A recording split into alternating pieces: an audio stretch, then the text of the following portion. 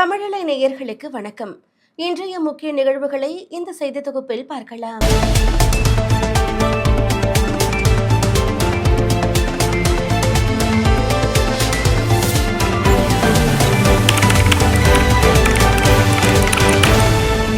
கொளத்தூர் பகுதியில் பிரச்சாரத்தின் போது பொதுமக்களுக்கு இடையூறு ஏற்படுத்தியதாக விஜய் மீது போலீசார் வழக்கு பதிவு செய்துள்ளனர். தாவேகா தலைவர் விஜய் பெரம்பூர் தொகுதியில் வேட்பு மனு தாக்கல் செய்த பிறகு பிரச்சாரத்தில் ஈடுபட்டார். கொளத்தூரில் பரப்புரை செய்ய மாலை 5 மணியிலிருந்து 6 மணி வரை தேர்தல் ஆணையத்திடம் அனுமதி கோரப்பட்டிருந்தது.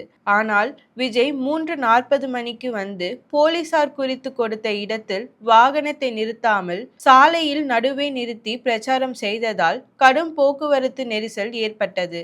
இது தொடர்பாக விஜய் மீது போலீசார் வழக்கு பதிவு செய்தனர்.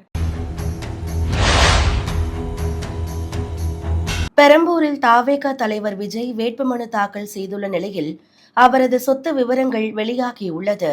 தாவேகா தலைவர் விஜய்க்கு 404 கோடி மதிப்பில் அசையும் சொத்துகள், 241 கோடி மதிப்பில் அசையா சொத்துகள் என மொத்தம் ரூபாய் 645 கோடிக்கு சொத்துகள் இருப்பது வேட்பு மனுவில் தெரிய வந்துள்ளது. சொத்து மதிப்பு விவரங்களோடு தனது பெயரில் குற்றவியல் வழக்கு, தண்டனை பெற்ற வழக்கு ஏதும் இல்லை என்றும் விஜய் குறிப்பிட்டுள்ளார்.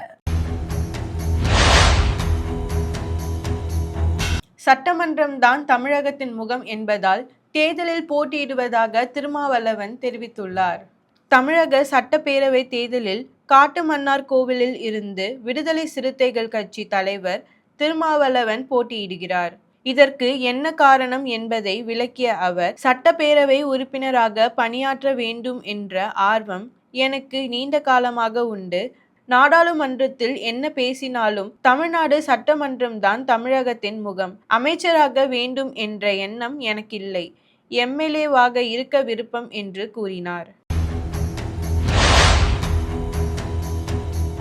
தனக்கு அசையா சொத்து ஏதும் இல்லை என்று நாம் தமிழர் சீமான் தெரிவித்திருக்கிறார். சட்டமன்ற தேர்தலில் காரைக்குடியில் போட்டியிடும் சீமான் வேட்புமனு தாக்கலில் தனது சொத்து விவரங்களை வெளியிட்டிருக்கிறார்.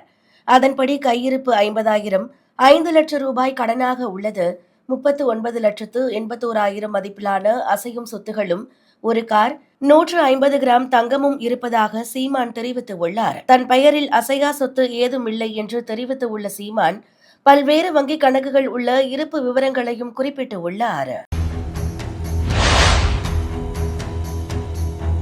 அதிமுகவில் இருந்து நீக்கப்பட்ட 19 செல்லாத ஓட்டுகள் திமுகவில் போட்டியிடுவதாக எடப்பாடி பழனிசாமி விமர்சனம் செய்துள்ளார். கடையநல்லூரில் பிரச்சாரம் மேற்கொண்ட அவர், அதிமுக ஆட்சியில் தென்காசியை தலைமையிடமாக கொண்டு புதிய மாவட்டத்தை உருவாக்கினோம். நாங்கள் உங்கள் வங்கி கணக்கில் நேரடியாக ரூபாய் 10,000 செலுத்துவோம். குடும்ப தலைவிகளுக்கு மாதம் ரூபாய் 2,000, பணிக்கு செல்லும் பெண்களுக்கு 5 லட்சம், இருசக்கர வாகனங்கள் ரூபாய் 25,000 மானியத்துடன் வழங்கப்படும் என்று வாக்குறுதி அளித்தார். நீங்க போய் உங்களுக்கு தேவையான என்னென்ன பொருள் அவிலே சொல்லிட்டாங்க. ஏன்னா அதுக்குள்ள ஏஜென்சி எடுத்துக்குவாங்க. அவிய டோக்கன் கொடுக்கும் போது திமுக கரண்ட் போய் வாங்க வேணும். அப்போ அதுக்கு லஞ்சம் கொடுக்க வேணும். அப்படித்தான் அறிவிச்சிருக்காங்க. அண்ணா திமுக அறிவிப்பு அப்படி அல்ல. உங்களுடைய வங்கி கணக்குக்கு நேரடியாக 10,000 ரூபாய் போய் செலுத்தப்படும்.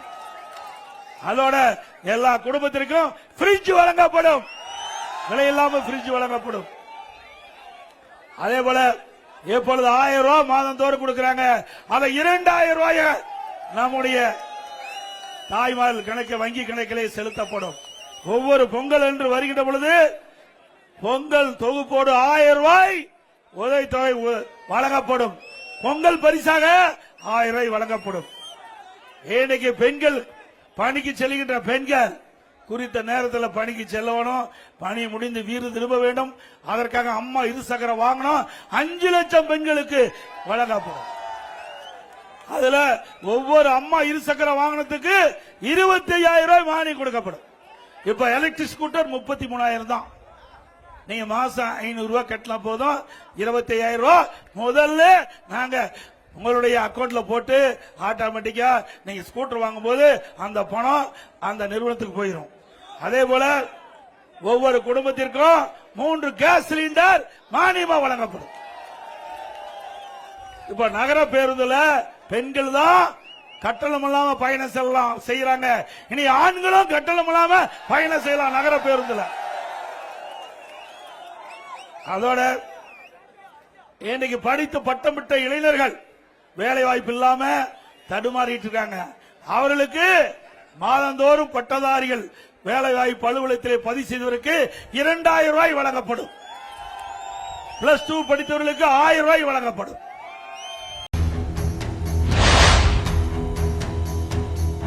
ஆபரண தங்கம் மற்றும் வெள்ளி விலை சற்று குறைந்து விற்பனையாகிறது. சென்னையில் தங்கம் விலை சவரனுக்கு 800 ரூபாய் குறைந்து 1,09,360 ரூபாய்க்கு விற்பனை செய்யப்படுகிறது. கிராமுக்கு 100 ரூபாய் குறைந்து 13,670 ரூபாய்க்கு விற்பனையாகிறது. சென்னையில் சில்லறை வர்த்தகத்தில் வெள்ளி விலை கிராமிற்கு 5 ரூபாய் குறைந்து 250 ரூபாய்க்கு விற்பனை செய்யப்படுகிறது. கிலோ பார் வெள்ளி 5,000 குறைந்து 2,50,000க்கு விற்பனையாகிறது. முதற்கட்ட மக்கள் தொகை கணக்கெடுப்பு நாளை தொடங்குகிறது. 16வது மக்கள் தொகை கணக்கெடுப்பு அடுத்த ஆண்டு பிப்ரவரியில் நடத்தப்பட உள்ளது. இதற்கு முன்னதாக வீடுகள் மற்றும் வீட்டு வசதி குறித்து மக்கள் தொகை கணக்கெடுப்பின் முதல் கட்டம் நாளை தொடங்குகிறது. டெல்லி, கர்நாடகா, கோவா, சிக்கிம் போன்ற மாநிலங்களில் நடக்கும். இம்முறை டிஜிட்டல் முறையில் தகவல்களை சமர்ப்பிக்கக்கூடிய சுய கணக்கெடுப்பு முறை முதல் முறையாக அறிமுகப்படுத்தப்பட்டுள்ளது. இதைத் தொடர்ந்து வீடு வீடாக கணக்கெடுக்கும் பணி வரும் 15ஆம் தேதி முதல் மே 15ஆம் தேதி வரை நடைபெறும். 2026 IPL தொடரில் ராஜஸ்தான் ராயல்ஸ் அணியின் இளம் தொடக்க வீரர் சூரியவன்ஷி IPL-இல் சாதனை படைத்துள்ளார். கவுகாத்தியில் நடைபெற்ற IPL தொடரில் Chennai super Kings, Rajasthan Royals அணிகள் மோதிய நிலையில் சென்னை சூப்பர் கிங்ஸ் அணிக்கு எதிராக சூரியவன்ஷி வெறும் 15 பந்துகளில் அரை சதம் அடித்து IPL வரலாற்றில் 3வது அதிவேக அரை சதத்தை பதிவு செய்துள்ளார். 15 வயதேயான சூரியவன்ஷியை விட வேகமாக அரை சதம் அடித்தவர்கள் 4 பேர் மட்டுமே என்பது குறிப்பிடத்தக்கது.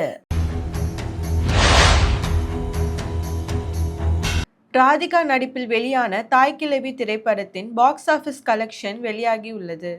அறிமுக இயக்குனர் சிவகுமார் முருகேசன் இயக்கத்தில் ராதிகா நடிப்பில் கடந்த மாதம் 27ஆம் தேதி வெளியாகி வெற்றி நடை போட்ட திரைப்படம் தாய்க்கிழவி. இத்திரைப்படம் இதுவரை உலகளவில் ரூபாய் 85 கோடி வசூல் செய்துள்ளது. இத்திரைப்படத்தை முன்னணி நடிகர் சிவகார்த்திகேயன் தயாரித்திருந்தார் என்பது குறிப்பிடத்தக்கது. மேலும் செய்திகளுக்கு தொடர்ந்து இணைந்திருங்கள் தமிழலை செய்திகளோடு. நன்றி, வணக்கம்.